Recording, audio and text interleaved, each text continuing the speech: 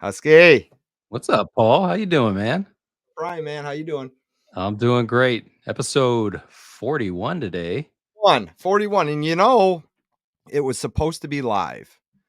But Mm. for the greater good, we've decided to spread awareness on something terrible happened over in California over this past weekend. And we have the main person involved with that situation on our show tonight. And we'd like to try and help out wherever we can. And anybody listening, if you can, share this out wherever you're listening from, listen to the information. And we're not talking pennies here. We're talking thousands of dollars ripped away from somebody. And it's it's a terrible, terrible thing. Let's just get right into it. All right, let's bring him up. How's it going? How are you guys doing? Bob For those Campbell. of you listening and watching, this is Bob Campbell from All About Coins, Utah, right? Salt Lake City, Utah. Salt Lake City, Utah. Michigan here. I'm the only coin shop in Utah in Salt Lake City. Wow. Fantastic. Well, Bob, thank you so much for joining us on the Crucible Podcast. As Paulie mentioned earlier, something big happened. It was just about a week ago, right?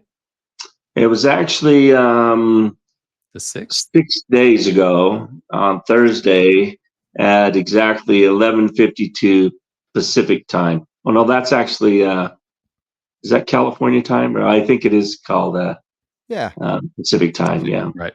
Yeah. Right. All right. So before we touch on that, obviously we know you're a coin shop owner, but if you don't mind, introduce yourself to our listeners or our watchers, a little bit of background on you, and then we'll get into California. Sounds good. So obviously, again, my name is Bob Campbell. I own All About Coins in Salt Lake City, Utah. I'm a past president of the American Numismatic Association. And this is an organization that's chartered by Congress in 1912, the only hobby group that is. So it's the world's biggest group of collectors, of coin collectors and dealers. Wow. And I've also testified in front of the United States Senate. I have a PhD in numismatics. I teach at the School of Numismatics. I teach the 2 hardest classes, which how to detect counterfeits and also alterations on U.S. coins. And I teach another one about detection of artificial toning, artificial frosting, and reproofing of surfaces. Oh, really? My classes are taught at the college level, and they're the only really science-based classes. So I've been an instructor there for 30 years. That's awesome. So I'm the guy that teaches other dealers.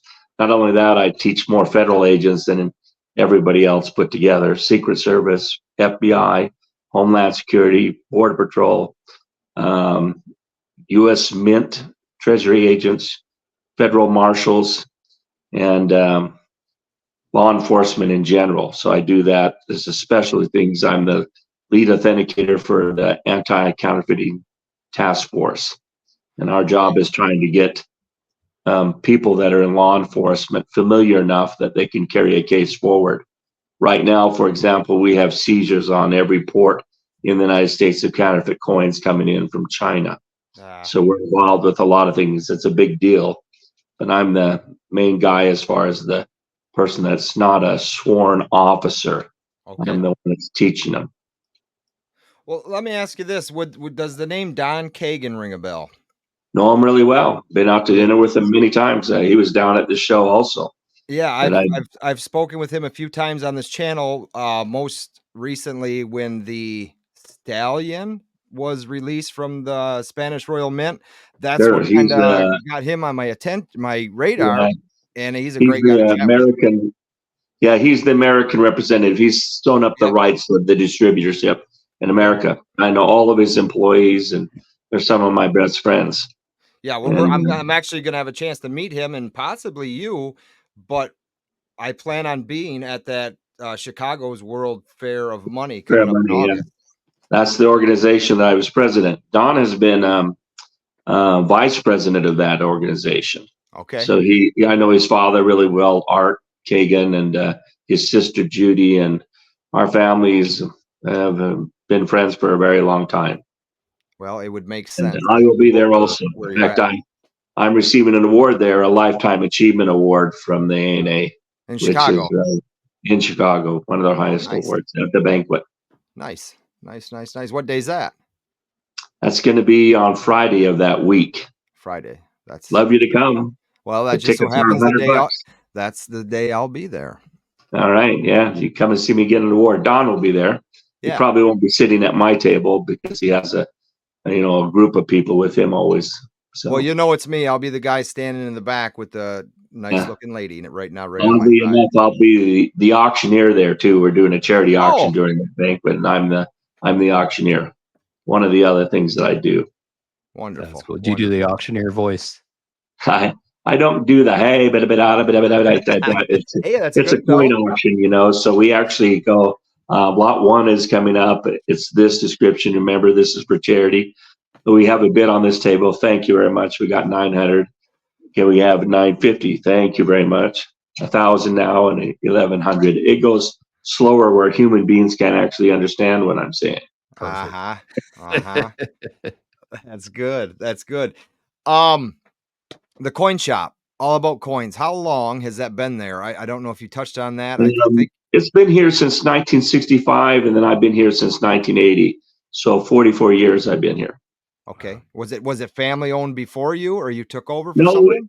My dad passed away just before I was 5, and this guy that ran the shop, his name was Wallace Hopper, and he was a mentor to me. So I had anybody that was older and was male was like a father figure to me, and he fit that bill really good. And I used to be known around town as Bobby the Whiz Kid, a kid that already knew a lot about coins. And I would teach dealers, and I actually formed my first coin club when I was 11.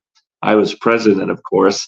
There was just 4 of us boys from the neighborhood, and we'd ride our bikes to banks and get $50 worth of pennies and come back and search for the old ones that are in it so we could fill our books. And the next week we did the exact same thing again. So as much as 11 boys can get in mischief, we were riding 10 miles away on our bikes. I don't know any parent would let their kids ride 10 miles away at 11. But it was a different time period, different. Yes. Not everybody was on a cell phone. People actually watched out for people. Yep. And they paid more attention to driving. A different time. Right. That's right. It was. And then by the time I was 15, I was what we call a vest pocket dealer in the business. So I was already buying and selling coins between coin shops as I was growing up. And I became a full-time coin dealer, a professional numismatist, when I was 22. And so that's where I've been here. Numismatist. Yeah, it sounds like a disease, doesn't it? Well, that's my wife thought. Before you hopped on, we were trying to master it, and I said we can't really master it in like 5 minutes here. It's Latin for a person who collects coins, and numismatics is the study of money. This is what it all means. Okay, but I can tell you, coin collecting is like a disease. It's very addicting. You're not wrong there. In a good way, everybody's a collector of something. If you collect sooner or later, we're going to get you. You're going to become a coin collector because it's the king of all the hobbies. Well, I can't agree more. It's a nice, clean, fun hobby. You were talking about collecting pennies. The great thing about that is there's still kids doing that today. Maybe not. That's not the only thing that they have going on, but by golly, there's still kids out there collecting. It's still alive. We had a coin club meeting last night, my home club here called the Utah Numismatic Society, and it was youth night that night, and we had 24 kids at that and another 50 adults that were attending. So, we brought them in, sat them at a table, gave them the books, and dumped out that pennies by the bagful, and any pennies they could put in the book by the date and mint mark they could keep. It's a big success. We've been doing that for years, and if you came into my coin shop as a kid, you'd get just as much attention as an adult because that's how it was when I was young. So our shop, we like to think it's the best in the United States. That's what people say about us all the time. We're 3,500 square feet. We have other things we do. We have a jewelry shop in here, and we specialize in rocks and minerals and gems and things like that, collectible ones. And we deal in antique bottles, antique pocket watches. We have a lot of little side things that we deal in, but all is about collecting things, collectibles. Right. And you do have a website, and a lot of that's on there, and that information. No, we have a website, but a Yes. few things are on there, but they're only there to actually get you to call us. We have too big of an inventory to ever put it exactly. up and sell online. Believe it or not, we don't sell online. No, We do right. And millions I and was going millions to and say millions that. of dollars, but we don't sell online. Right, but Kind there of is a website for anybody interested. It's going to be in the description below to check it out, and feel free to reach out, especially if Yeah, you are in the Utah or Salt Lake City surrounding areas and have yeah. never been. Oh, But yeah. People come here. But before you get into it, Pauly, yeah, I know I can feel you pulling the trigger on it, but no, I actually just wanted to touch on something that you said that I think is easily overlooked by a lot of dealers. When you said that you give children as much attention as you would an adult, We uh, do. I think a lot of people miss that point in understanding that this, like any other hobby, or like any other maybe craft even, it's the youth that's going to carry it on. Eventually Exactly. we all get old, we fade off into the sunset, right? But We that do. next generation are the ones who are going to carry that torch, and if we don't help them spark that interest and fuel that flame. And, yep, oh, absolutely. They grow up and get good jobs, and they'll come back and collect these. We call it planting seeds. They give you another example during Halloween. Instead of giving out candy, we give out coins. Yeah. So last year we had 400 trick or treaters at our house. Wow. We've been that's handing great. out coins for 40 years instead of candy. And nowadays we get multiple generations. So we have people now coming with a list. And he says, "No, I got that date already. I want this one." And Oh man, Nice. it's fun. oh man. Yeah, Yeah, Husky and I actually did a show probably 20 weeks ago, talking about, how to keep the youth interested in oh collecting. yeah. It was a good show. That's what I do. Yeah, That's that's good. what we do. Yeah. That's good. Well, we And our might give you youngest right a now few extra working for tips us, from he's you. just barely turned 18 years old. We hired him when he was still in high school. He's a great kid. That's Oh, that's awesome. great. How many employees? Valedictorian in school. He's a straight A student. So No kidding. Straight A yeah. student and loves collecting. Oh sure. Yeah. How do you find the time? Believe it or How do not, you he find the time? buys coins for $1,000 and more because he saves his money. He gets good deals from us. Well, awesome. I'd say he's making some good investments. That's for sure. He does. Yeah. That's right. It's a fun hobby. And it's terrible that I have to tell you about this other thing that happened to me in Long Beach, And Um, that's just it. And it's bad that we have to meet this way and tell as much as you want. Don't get yourself worked up. We don't know how bad this actually hurts, but oh yeah. we do greatly appreciate that you're actually going to sit down with us and give us the information that happened that day, and then kind of what's going on now. And for Yeah. those of you who don't know, this is Bob Campbell from All About Coins, and you traveled from Utah to Long Beach, California for a coin show or a collectibles Right. show. And I've this been wasn't going your there for first 40 time. years. I was gonna say, this wasn't your first time going. I wouldn't believe that for an instance. Three And times a year, 40 years in a row. They had to not do it 2 years because of COVID there.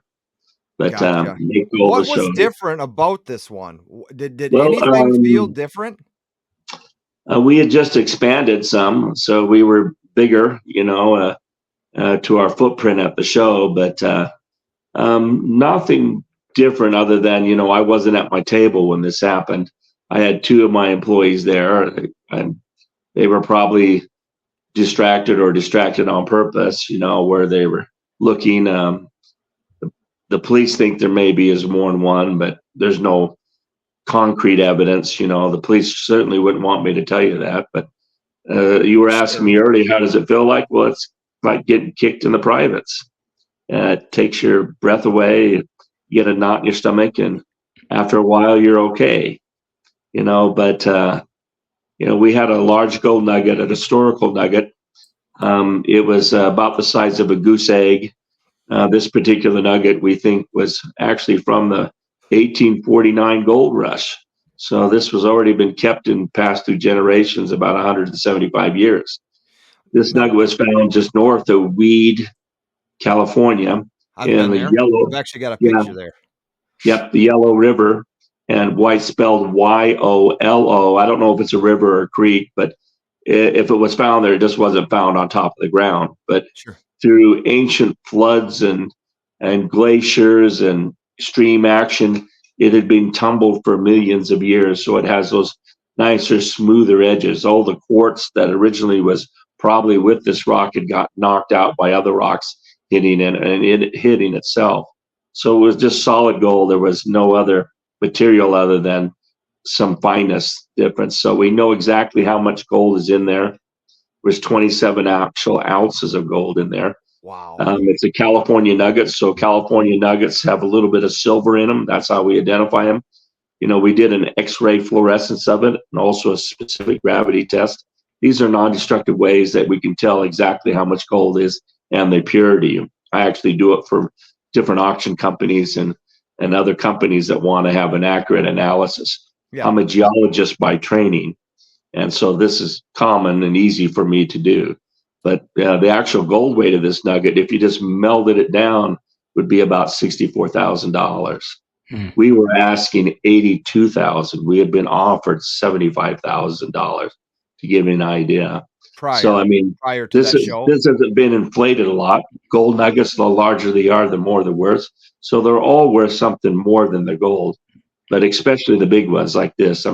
Here it survived for 175 years of somebody not stealing it, That's melding what's it. got me not confused, but just interested, wondering, okay, somebody found this. Why didn't Yeah. it go to the company or whoever, however they did it then? Somebody Right. pocketed this piece at some point in time and kept it with them. They did nothing with it Yeah. except held on to it.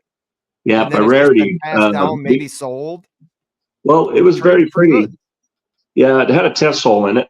That's one of the identifying features, and that's what the red arrow is pointing to in it. And Yeah. this particular it survived all those times. So it's a very identifiable nugget if somebody sees it. I hope it hasn't been mailed out. It probably has been, but maybe the crook is smart enough not to just sell it for gold. We've offered a $10,000 reward for the arrest and conviction of this person. Sooner or later, some of his buddies are going to find out. He's going to show it off. So we would hope some of the buddies would rat on him for $10,000. Some of the other TV stations asked after, would you give it to him? And I said, certainly. And then, I said, well, he'd need $10,000 for an attorney, but we'll prosecute him if we can to the full extent of the law. And these tests that we did it, even if this was a puddle, because we have its fingerprint, we know all the side things that are in it. So as a geologist, I can identify a piece of gold anywhere in the world where it's found. Everything has a fingerprint with it. So it's something that even if it wasn't in nugget form, I could still prove that it was the nugget.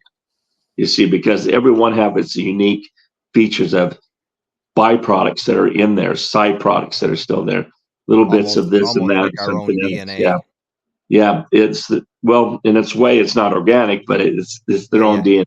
Yeah. So we could identify this one, even if it was cut down, shaved down, we can still do it. So we can tell, I can tell, and other geologists can tell anywhere around the world where they're found. And we can also tell if it's been refined before August of 1945 or after what. And that's because the atomic bomb and it released radioactive isotopes that would show up in the refinery. Even though it's pure, they're still in there. And so we can prove if something has been refined before 1945 in August or afterwards. So that's the science again behind it.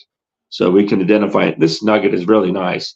And there are collectors. And most often question that was asked me is that, why do people collect these things? I don't know. Nowadays, a lot of times people want have everything on their phone. They're ready to leave in a minute. They don't buy a car. They lease a car. They don't buy a home. They rent a home. And literally, they're not into traditional things that they would keep that would make them feel comfort or anything. Well, this is from my granddad. They don't want any of that, but that's how the world is right now. But I can tell you, by collectors and people that collect gem and minerals specimens, this is a really great specimen. I collect gold nuggets myself. I have nuggets that are much bigger than this that I've collected. And they mean a lot to me because of certain reasons or characteristic things about them. And so the collector gene is something that's real and it's out there. Anybody that has two of the same items, you're a collector. You don't realize about it. But if you're starting something, well, I like them. I got two. That will lead to a third, and you're on your way. This collective game that was part of that. Yeah. So collecting gold nuggets is great. It's intoxicating. When we put this nugget in somebody's hand, a lot of times we would put that nugget, the elbow on the case, and then put it in their hands, and I'd raise it up at the last second and drop it. Their knuckles would come down and hit the glass, and it hurts. They remember that. They'll always remember that. They held a gold nugget, and then they get a picture of it right next to their head. And their friends don't believe that you've held that such a value in such a small place. But gold has the allure that it used to have back then. Every time I put it in somebody's hand, they get this wicked little smile in their face. And then, they're smiling when they pass it around to their friends. We had hundreds of people hold this. It was great fun for the 16 months we had it, and it was a great lesson to pull. Now, there's a great quote, and I don't know who wrote this, but it does sound like Hemingway, but we can't find it. Somebody else will be able to find it. The quote goes, "Gold brings men together like fire in a dark room." So you can picture that in your head. Gold brings men together like fire in a dark room. Have you guys ever been camping? Of course. And you build a fire and camping in a rock pit or something like that. And doesn't it bring everybody out of their tents and everybody's standing around or sitting in chairs around the fire? Maybe you're roasting. That's when the story starts. And marshmallows. Brings a good time. That same good feeling is the same feeling when you hold a gold nugget. Because then you're thinking, my gosh, and this was certainly a Hollywood type of nugget. Most nuggets have quartz in them. And we had other big ones there too. They didn't get those, but unfortunately, they did get the most expensive one that we had. And we had probably about a dozen or 20 different nuggets of all kinds of sizes from all around the world. So with the short video clip that is out there, and I still can't believe that it's 2024 and the video footage is just that grainy that it's from a longer shot. It was one of my coin dealer friends, and it's shooting probably at a distance of around 50 feet. And you can actually see the guy jiggle the case, and the case was slightly broken, and you can watch him get a finger in, and then he gets a hand in. He probably scraped his hands as he got it in. And that's the question I was going to have is obviously the cases are turned towards the center of your tables or where you're at. You're going to be the one opening up that case, but he must have somehow weaseled his way in. He actually, because the hinges were slightly broken, he was able to flex the case enough to get a finger in and then pulled it. And it still has flex, even though you're dealing with glass, because the hinge on one side was partially broken. Sure. So there's a lot of things that if we would have done different, if it would have been a non-defective case, it would have never happened. But the case was locked, So the case was locked. That was going to be we don't leave cases open. But he was able to flex it, get it in enough, and just squeeze in like a rat, and went through the hole big enough to get his fingers on it, then grab it and put it in his left front pocket. So all of it's on that tape. Now, it's hard to get a picture when somebody's moving. So this is about the best picture we can get. The police have a much better picture, and they're circulating it with all of the law enforcement people. But you can see this guy kind of has a high hairline. He looks Hispanic, or he looks Middle Eastern. He's got a shirt on that has a particular pattern right above where the pocket normally would be. That same pattern is reproduced on the back. One of the girls down there recommended it was a high fashion shirt, a high expensive type of T-shirt. He's wearing black all the way, and he's clean cut. You can see gold trim or something around that shirt. Right? Yeah, you see it on the front part, but if you watch the video, and you'll see it back. So just after that picture that it's showing there, he actually turns and looks back to see if anybody's following him. And the police have them coming in, pictures of them coming in, going out, and all over the show. There's cameras everywhere. So, and, sooner or later, somebody will recognize that picture, and one of his friends will rat him out for $10,000. Do you think by chance maybe he or a group of his friends were casing you, have seen you maybe in a previous coin show and noticed that you bring nuggets? Yeah, Actually, I think I talked to him 4 months earlier than this. No Oh. kidding. So I got a vivid picture in my mind. I was actually trying to help this guy that later stole from me. He wanted to know how he get more for certain coins, and he was showing to me. And, it could easily be accomplices, the police think so, but there are people that go around from convention to convention. And their whole purpose is just to rob coin dealers. And a lot of them get caught. When they get caught, they get paraded around the show. Everybody's clapping, everybody's swearing at them, and they're going to jail for the full extent of the law. The thing is careful too. A lot of these coin dealers have guns with them, and maybe not in California because of the restrictions. Yeah. But they're willing to defend their lives if need be. And sooner or later, something really bad is going to happen. Yeah, that's not good.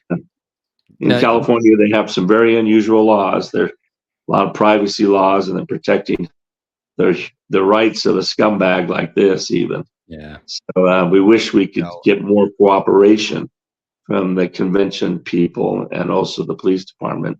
I want to catch the guy. They don't want me to put a reward out there. They don't want me to talk to media. They don't want me to talk to you guys. Well, I'm glad you are, and I'm They think they can do a better job. Well, I work really a lot with hope law this enforcement. helps. Honestly, do. Yeah. The more people that knows about it, it's gone, all over Southern California now. It's gone nationwide. So I've gotten people from New York, Florida, Kentucky, Chicago, many places, even New Hampshire calling me. I saw it on the news, so it's got picked up, and it has extra legs with it now, and it's running. Hasn't gone international, but it would surprise me. Sure. Because everybody likes a story, but it doesn't have a happy ending yet. Yet. And I got 10,000 little ones that says that hopefully it will. So yeah, well, we hope so too. Now, let's say on the off chance this guy is Googling gold nugget stolen Long Beach, something like that, and this video pops up. What would you want him to hear from you? I would love to meet you. And of course, like I mentioned earlier, he'd get the 10,000, but he'll need it for attorneys, because we will prosecute you to the full extent of the law. You've done it more than once, we know. So hopefully sooner or later, one of his friends will rat him out, or his girlfriends. He'll do something to piss him off, and this is their way of getting even. Yeah, this is America, baby. That's how it works. Well, I'm hoping that this thing ends up in your mailbox like tomorrow. Oh, I would love to do that. I've actually had that happen to us. Over the years, you get everything. I've had anonymous letters sent back to me with money in it. Unfortunately, the average for employee stealing is there. We've even had that happen to us. But you know what? If you make a big deal about it, and you can see that they're going to, stop what they're doing. One of the kids that I did, 6 months later, I offered him his old job back. That's me or you guys. Yeah. Well, let's help Bob. But anyway, that particular employee is now the clerk for Supreme Court Justice of the United States. How about that? Yeah, how about that? People can change their lives. Yeah, of course. No doubt. Yeah. So all your information is, again, going to be in the description below. Phone numbers to contact you. Sure. For anybody out there watching and listening, and you do happen to know, or if you've never heard this, but you say, hey, I know that guy, call Bob immediately. Leave it through the tip line. With him, and let's try and figure this thing out. There's actually, I was talking to Emil before the show. There's actually quite a few big YouTube channels in the coin community, and I hope they catch this interview, and I hope that they contact you and try to get you on their channel, because the more talk, the more chatter, the more nervous people get. And we actually, I was on America's Most Wanted about a coin dealer that got murdered, and he was a friend of mine. I raised $13,500, and we caught him because of that reward. We gave it in a big presentation check, and the guy came into our show, was all on film, picked up by some of the local TV stations and everything. But it was because of America's Most Wanted program and the money that was raised that we caught him. See, every So little bit helps. this guy's going to be looking over his back until he's dead. You know, he's going to suspect everybody. Like I said, millions and millions of people have actually seen videos on him already. Somebody out there knows him. Yeah. So it's just a matter of time before he gets caught. And he'll steal And until he somebody gets else, I caught. wouldn't think, want to get caught with that either. No, You know, dangerous. And I just want to give tonight. maybe one closing thought for anybody who maybe is watching this and thinking, so what? You know, it's not my nugget, not my problem. Yeah. But it's kind of all of our problem, because if we're all in this world, in this community, especially numismatics, precious metals, when that is allowed to slide, it becomes a problem. It becomes more rampant. And I could say, as somebody who has sold a good amount of precious metals, I've been scammed before, and that sucks. And it wasn't $82,000 worth. So it's like a drop in the bucket compared to what you're feeling. So I do feel you, though. It does hurt. There's a lot of good coin dealers out there, you know. The ANA, the American Numismatic Association's a good housekeeping seal of approval type of thing. Another one is the PNG, Professional Numismatist Guild. Yep. I'm the only one in Utah. There's a reason for that. But, you know, we're all willing to help each other. But, I also believe, and I bet you guys do believe in karma. What goes around comes around. You reap what you sow. Sooner or later, he'll get his. Whether it's in this life or the next, he'll have to answer. No, you ain't kidding. The actions and choices he makes. But I'm hoping to get to him before anybody else. So if you want to become famous, tell us who this guy is so the police can do the job and get him arrested. Belongs in jail, where he has a lot of other friends that would love to meet him. Sure. Heck yeah. Well, we're rooting for you, and we're going to do what we can as far as our own social media platforms and try and spread the word of help, and let's try and figure this thing out. I appreciate you guys. Thank you. Hey, thank you Bob, for coming on the show. Yeah, let me know if I can be any other help. Hey, thank you very much. All right. You have a good day. You too. Bye. And folks, don't forget, we got the 5-ounce giveaway. Information is in the description section below. Also in the description below. Emil, good show, buddy. This was a good thing. I'm glad we shut off the live stream, push it back a week, 2 weeks, doesn't matter. People helping people, I always say, is good stuff. Hopefully this reaches the right people and this guy can get his stuff back. What a terrible, terrible thing. Yeah. So if you guys know anything, hit that description section, find his contact info, and reach out to him. That's right. And if for some reason you don't feel like reaching out to him, reach out to me, reach out to Emil. We'll figure this thing out together. Emil. Yeah. Next week, buddy. I'll see you then. All right.